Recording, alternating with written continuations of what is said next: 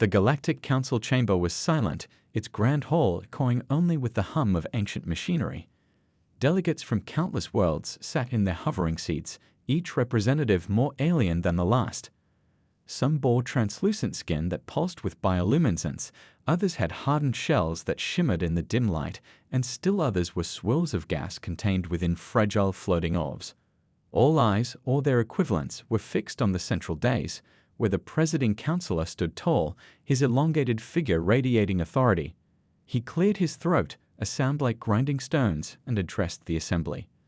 Let it be known that the species known as humans, hailing from the third planet of the Sol system, have violated Galactic Protocol 7C for the last time.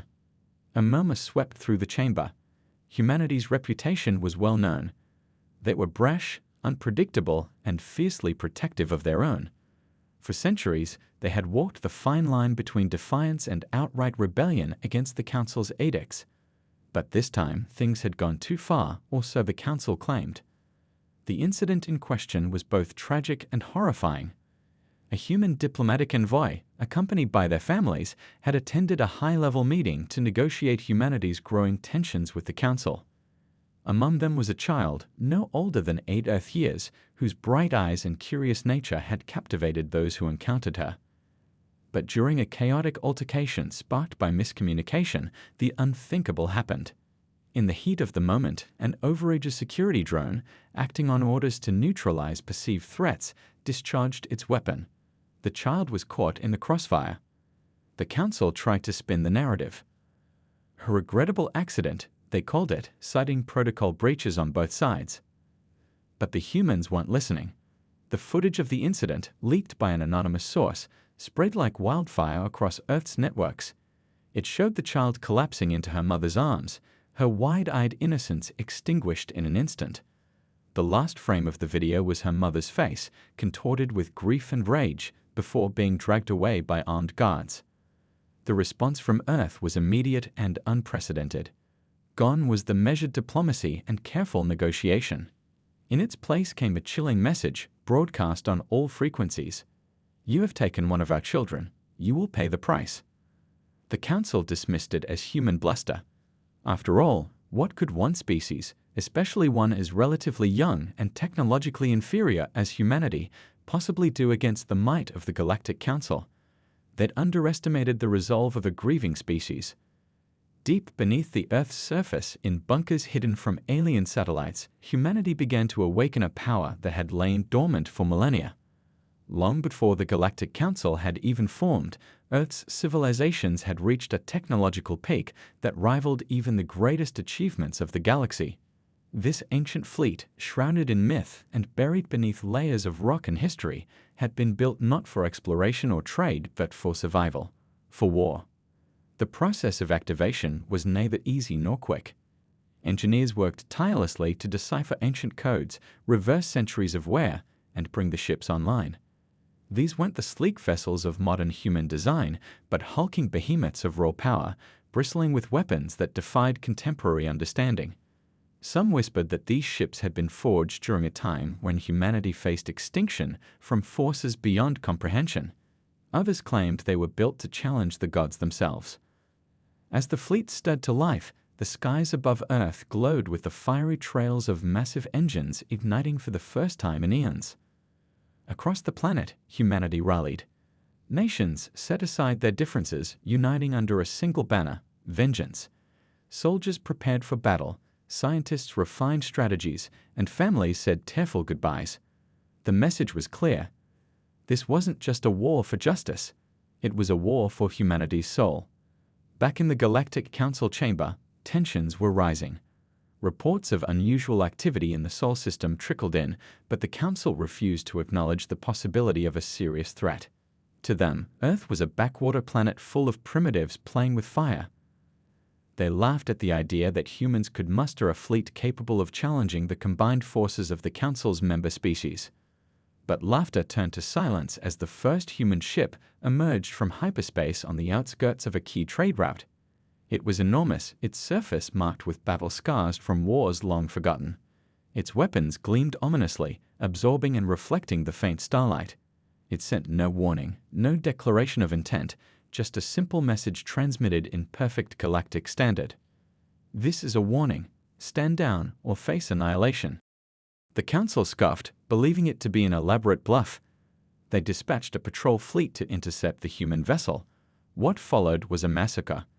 The human ship moved with a grace and precision that belied its size, dismantling the patrol fleet in minutes. Its weapons tore through shields like paper, leaving nothing but smoldering wreckage in its wake. The footage of the encounter reached the council chamber, where disbelief turned to dread. Humanity wasn't bluffing. They were coming, and they weren't coming alone. On Earth, the final preparations were underway. In the ancient shipyards hidden beneath the oceans and mountains, the fleet stood ready, thousands of ships, each a testament to humanity's indomitable will. At their helm were commanders chosen not for their rank or pedigree, but for their unyielding spirit. Among them was Captain Elara Voss, a decorated officer known for her strategic brilliance and fierce loyalty. As she stood on the bridge of the flagship Erebus *, she addressed her crew. They took one of ours, a child. They thought we would bow, that we would beg for mercy. They were wrong. Today, we remind the galaxy who we are. The crew rowed in agreement, their voices echoing through the ship. As the fleet began its journey to council space, the people of Earth watched from their screens, their hearts heavy with sorrow and burning with resolve. In the vast expanse of space, the ancient engines roared to life, propelling humanity's wrath toward the heart of the Galactic Council. The question wasn't whether they would reach their destination, it was what would be left standing when they did. The silence of deep space stretched out endlessly, broken only by the distant hum of humanity's ancient fleet. As the Erebus * led the formation, its colossal shadow eclipsed even the largest of Earth's modern vessels. The ships moved in perfect unison, a symphony of power and precision that spoke of a forgotten age. Every officer and crew member aboard these vessels felt the weight of their mission. This was not just a war for retribution, it was a reckoning long overdue. Captain Elara Voss stood on the bridge, her gaze fixed on the endless stars ahead.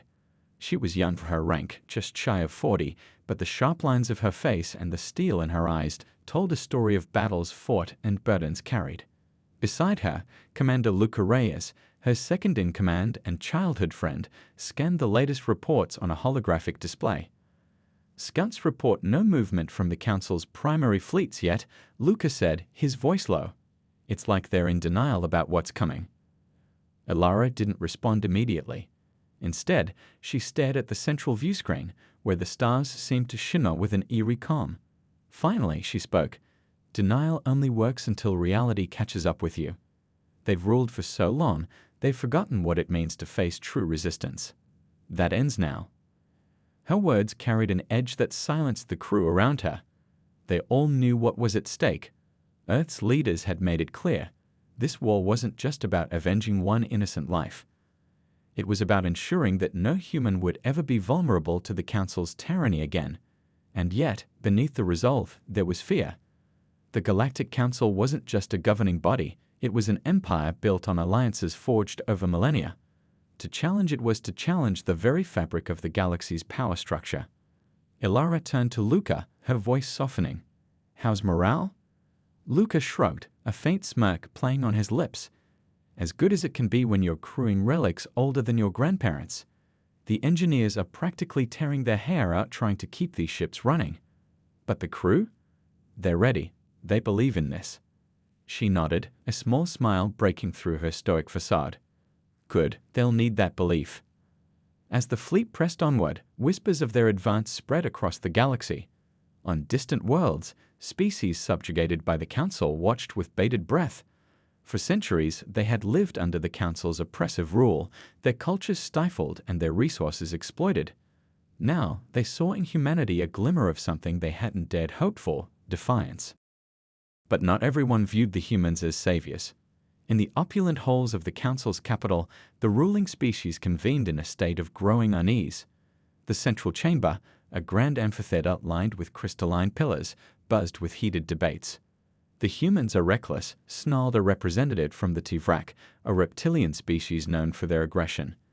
They think their ancient technology can challenge us? It's laughable. Is it? Countered a shimmering figure from the Yulari, a species of energy beings. Their voice resonated like a soft chime. You saw the footage from the trade route. They destroyed a patrol fleet in minutes. This is no bluff. The counselor presiding over the meeting raised a hand to silence the assembly. His features were sharp, his eyes glowing faintly, a hallmark of his species, the Oralith, who had founded the council thousands of years ago. Enough, he commanded. We underestimated them, yes, but they are still one species against many.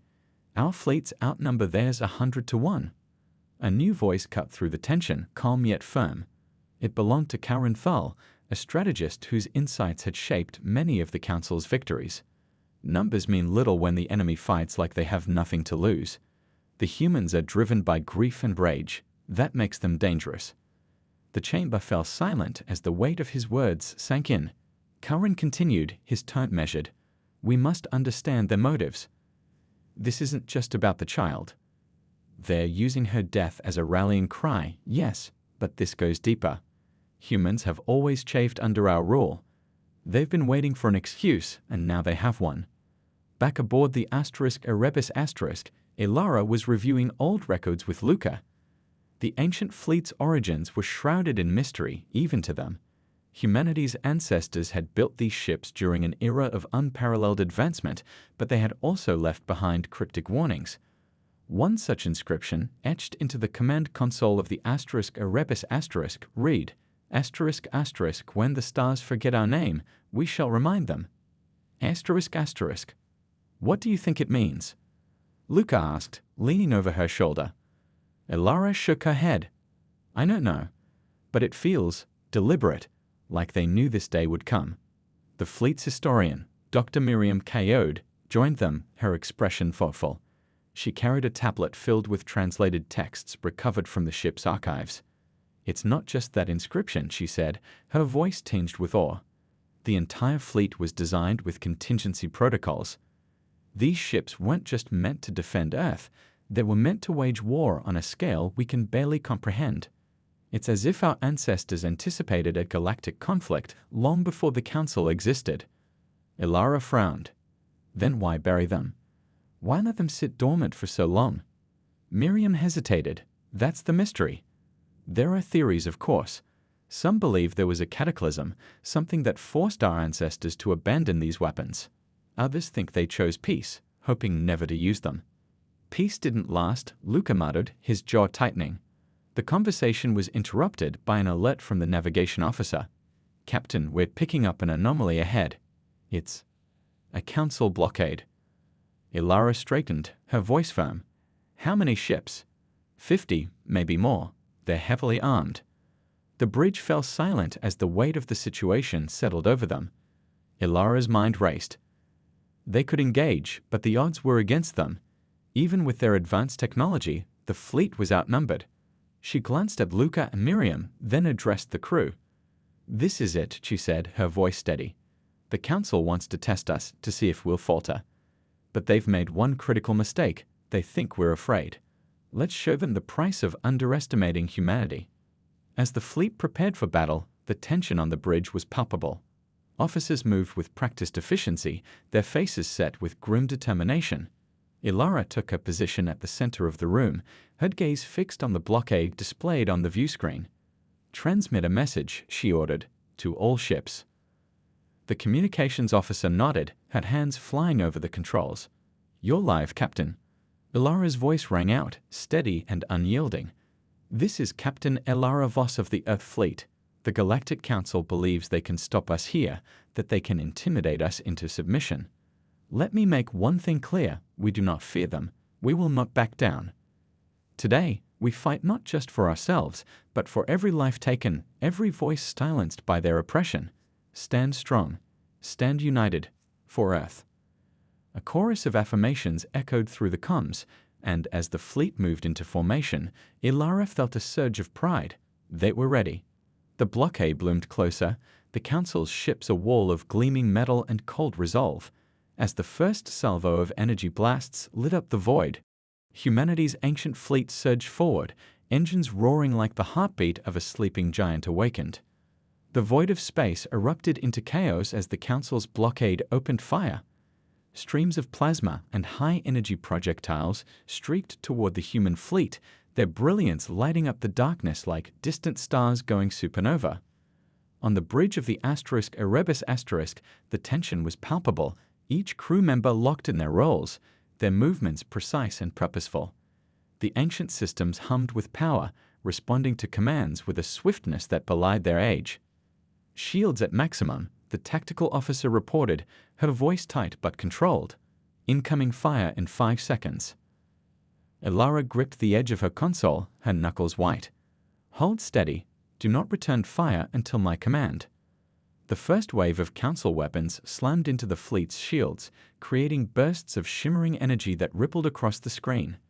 The ships held firm, their ancient defenses absorbing the impact with ease. For a moment, there was silence as the council ships seemed to pause, recalibrating their strategy.